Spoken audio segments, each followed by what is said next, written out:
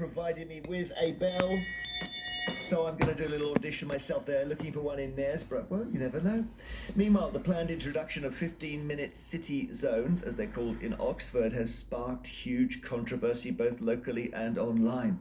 Now, this is an urban planning concept that all residents of a town or city should have access to essential shops, services, and facilities within a 15-minute walk of their homes.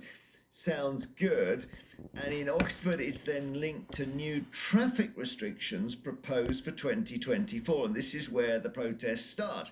Oxford County Council will trial camera-monitored traffic filters on 6 roads, and car drivers will be fined up to £70 if they drive from their own area into another via those routes.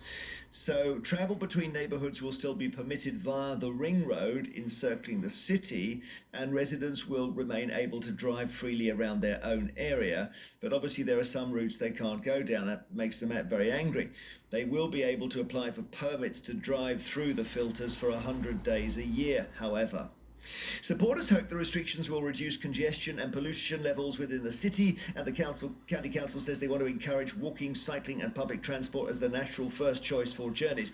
But there have been a number of petitions and protests and so on, with prominent online commentators saying the plans are unpopular and undemocratic, and Oxford already has enough traffic restrictions. I wonder if this is coming to your area. Let's hear about Oxford. Let's talk to the environmental writer and activist George Monbiot, who lived in Oxford for years, and also Alan Miller, who is co-founder of the Together Association and opposes the plans. Love to hear from you if you're in an area which might become one of these 15-minute city zones, and maybe you like the concept, maybe you hate it. Vine at bbc.co.uk. Please include your phone number so we can call you back. Text us 88291. So George, you go first. Alan's with me in the studio. You tell me why this is a good idea. Well, one of the reasons that I left Oxford was it was really affecting my health. It's a very polluted city, and every winter I was getting major asthma attacks. They were turning into a sort of general horrible inflammatory thing. Having moved away, I've now had a first winter away from Oxford, and I've been absolutely fine. It's really doing people's health in. There is just too much traffic. Lovely little streets have been turned into rat runs. There are just too many cars being funneled into the city. So, as you rightly say, there are these two separate issues, and I think it's important to keep them separate because one is a county council initiative, another is a city council initiative, but they do eventually mesh together. One is to create a generally more livable city by making sure that services are easily available to people, so that there's a local shop, there's a local health centre that you can walk to within 15 minutes. That's your 15-minute city concept. But then there's the other approach, which is the filter system, to try to reduce the amount of cars coming into the city and encourage people to switch to active transport and public transport. Now, I'm very much in favour of both approaches, but they've been conflated into this giant conspiracy theory that people will be locked down in their homes and forced to stay where they are, which goes to show that you can turn any proposal, however benign, however good for people, into some monstrous New World Order conspiracy scheme if you are so inclined. All right. Well, Alan Miller, I don't know whether you go with the New World Order thing, but you don't see it as benign. That's the key issue here. I think the thing is that the first and foremost is the question of democratic accountability. So when Oxfordshire County Council would like to do something, it should put it to the people and instead not have consultations that are one-sided, very loaded, and then when they do receive them back, and there's not an opportunity to directly to say no, but an overwhelming majority say they don't want it, they go ahead anyway. Now, Duncan, George Monbiot had a long intro. I just want to finish. No, I was going to say discussing how they're doing the consultation isn't the issue. The issue is whether it's a good thing or not. Well, I think it is, because there's a question of democratic accountability, because if everybody wanted something that wasn't very good, but it was democratically done and people made a decision on it, then you'd have to say, well, all right, I didn't agree with that. But the question first and foremost is it being presented in an honest way? Now, we've just seen that Oxfordshire County Council, two things have happened. One, Duncan Enright had told us that this is going to happen anyway, right? I don't know who he is. He's the head of transport in Oxford. He said that was going to happen anyway before the consultation. We've just seen that a report that was commissioned was kept away from the public until after the consultation was done. The second thing we've just seen, in addition to that, is a situation where the Department of Transport was told by Oxfordshire County Council that this is going to happen. This is going to happen anyway before there was any consultation. So we have a situation, right, where if there is a consultation, I don't understand what's wrong with it.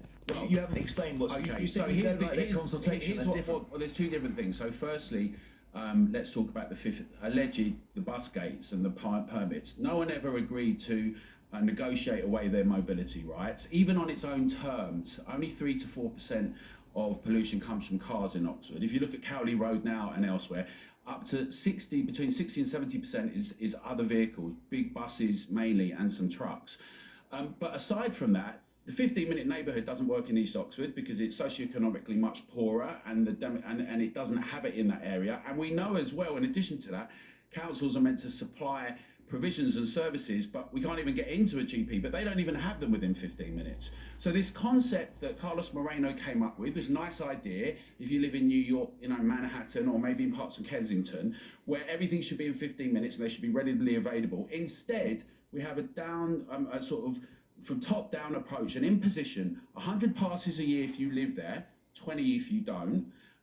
Measures which now seen the Cowley Road congested highly, far more than before, and hospitality and retail along the Cowley Road now closing as a consequence of both low traffic neighbourhoods, the closures of the roads, and these measures where the council has said unequivocally, we don't want vans delivering there, and it's impacting customers and trade and retail. Let's tackle this issue about the Cowley Road is the main road. George Monbiot, if you start closing, you call them rat runs, but they're shortcuts for people who've got navigation and sat-nav and Waze or whatever. If you close them, you end up with one big jam on the main road, don't you? Well, you do, unless you're also trying to do what the county is trying to do, which is reducing the amount of vehicular traffic altogether. So if you just do that, if you just have traffic redirected, then obviously less traffic in one place is going to mean more traffic in another. The second point Alan made, George, is that not everyone, and this is kind of a knock-down, drag-out point here, not everyone has a doctor's surgery near them. So how can you have a 15-minute city if you haven't got a doctor's within 15 minutes? But that's the whole point of the 15-minute city, is that you ensure that everybody does. You start to develop those services so that everybody's got them close by. If they don't have a doctor's surgery nearby, then part of the policy is to develop a doctor's surgery nearby. But surely you put the doctor's surgery in before you close the roads. Well, no, but again, these are two separate issues being mixed up. I mean, the 15-minute city can happen independently of all this traffic stuff. I mean, the traffic does definitely contribute to it, improving the switch from motor vehicles to bicycles and foot and public transport and the rest of it. But that's not the point of the 15-minute city. The point of the 15-minute city is that all your basic services should be within most people's walking distance. And so you improve local people's basic services. You make sure they've got the shops. You make sure they've got the health centres nearby to them.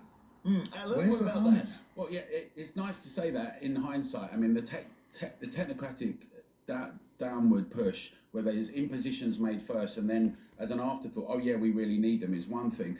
The other thing is, there's a lot of people who can't just do that, right? There are people who are disabled. I love cycling, right? But if you've got to drop 2 or 3 kids off to different schools, if you've got to go and see your elderly, cycle, right? You go and see your elderly relatives, if you have to move people around, mobility issues. And also, when was the idea that we just jettisoned the notion that the car, had to go? So there's a whole load of assumptions and questions there that need to be discussed properly. Urban planning should have the public at the heart of it.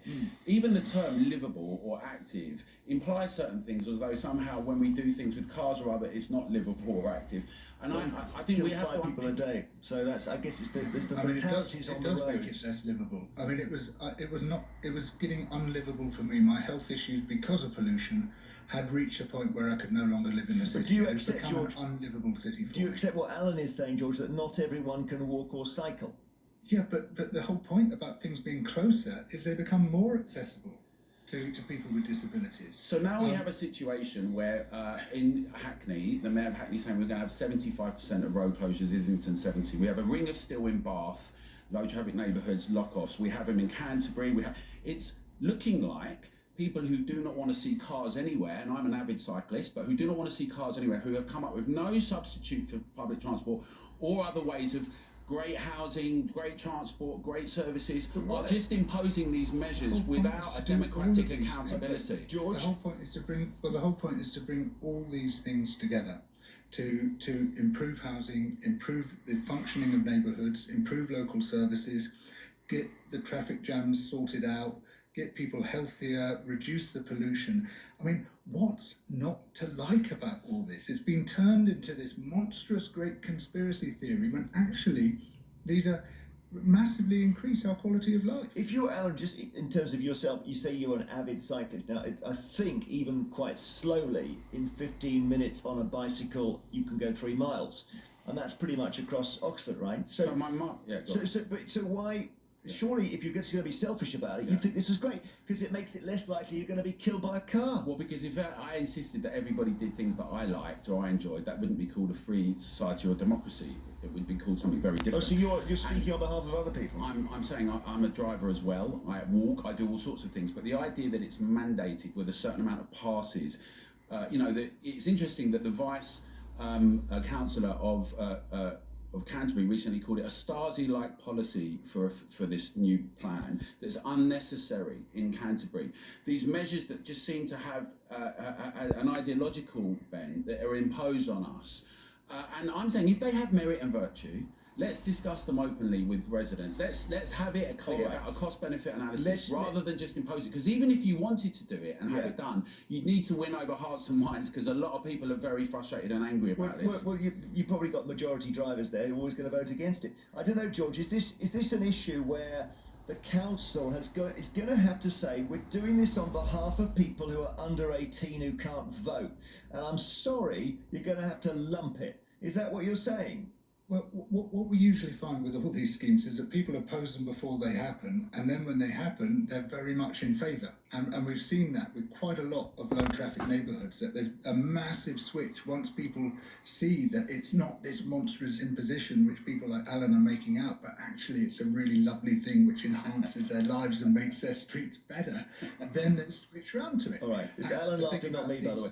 The thing about these filters is that it's going to be a trial scheme. There's going to be a consultation associated with it. We'll see what people think. Thank you both very much indeed. George Monbiot, writer and activist with a big Oxford